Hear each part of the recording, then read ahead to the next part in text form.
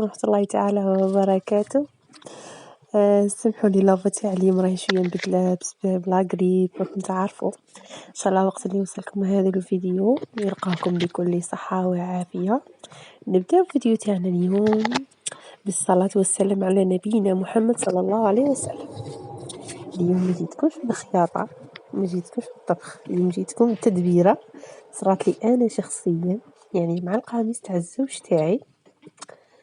كما تلاحظوا معايا هنايا، يعني هو ثاني ما عرفش ما شكون اللي رشه بالكارتوش مرة، يعني الجهة الخلفية تاع القميص تاعه لقيتها كامل مرشوشة هذا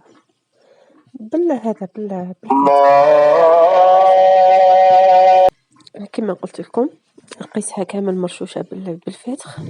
هي كتنحوس البدائل، يعني درت لها الموزيل طيلها الأظافر ما بغاتش تطير، درت لها ليركول ما بغاوش يطيروا، درت لها الفليت يعني فليت توكس تاني ما بغاتش تطير، درت لها ريحة شوية مدوزية ما بغاتش تطير. كتخمم كيفاه والله غير من نبحث ونشارك مع الأخوات.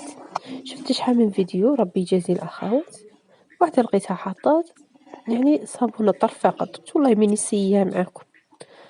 هي بللت هذيك البلاصة تاع الكارتوش وطليتها بالصابون عادي كما نغسلو، شي شغل ديري شوية كمية مليحة معتبرة من الصابون وتبقاي تفركي فيها، يعني تحكي فيها بشوية وتلاحظوا النتيجة قدام عينيكم. صدقوني والله العظيم ماشي خضرات الحل يكون بين عينينا وما نفيقولوش. سامحوني على التصوير بس كنت نصور لروحي ونغسل لروحي عارفين، يعني ما لقيتش شكون اللي يقف لي. سامحوني على الفيديو كان يتحرك بزاف. المهم النتيجة، أي بقعة تكون عندك صابون حجرة.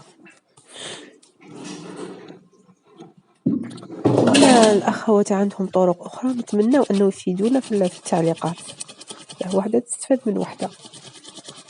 فوالا أنا بقيت غير نحك فيها، يعني ما بقى دقيقة زوج.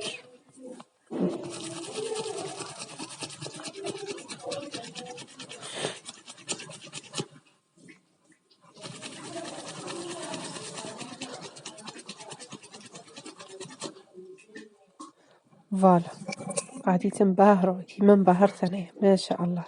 ما بقاتش الحاجة سموها فاتخة، وانا ديجا ما كانش في بلاصة واحدة تما كان عليا نتبعهم كامل كل نقطة وحدها. هذاك شوية غبنتني، يعني ما صورتها لكمش كي كملت من القميص، كانت نمشي نطوعتها من نشرتها وكملت عاد كي نابه صورتها لكم بعد نوريكم الفيديو تاعها. هاي يعني ما شاء الله انا كملتها كامل. كامل كملتهم في ديك دقيقة. مي الحمد لله هاي النتيجة قدام عينيكم. تكون بعد ما نشفت وكاع الزوج تاعي بروحه نخلع قال لي ما شاء الله، يعني تخلصت كامل من هذوك البقع، وهذه غادي نعتمدها طريقتي المفضلة إن شاء الله، صابون الحجرة والقدام. نتمنى الفيديو تاعي اليوم التعليم يكون عجبكم. إلا وصلتوا حتى لهنا ما تنساوش الجيم والسبسكرايب وتعليق شباب كيما كيفكم أخوات. الدعم بليز، رانا كاع بنات الجزائر إن شاء الله وحدة تدعم في وحدة إن شاء الله يا ربي الرحمن الرحيم.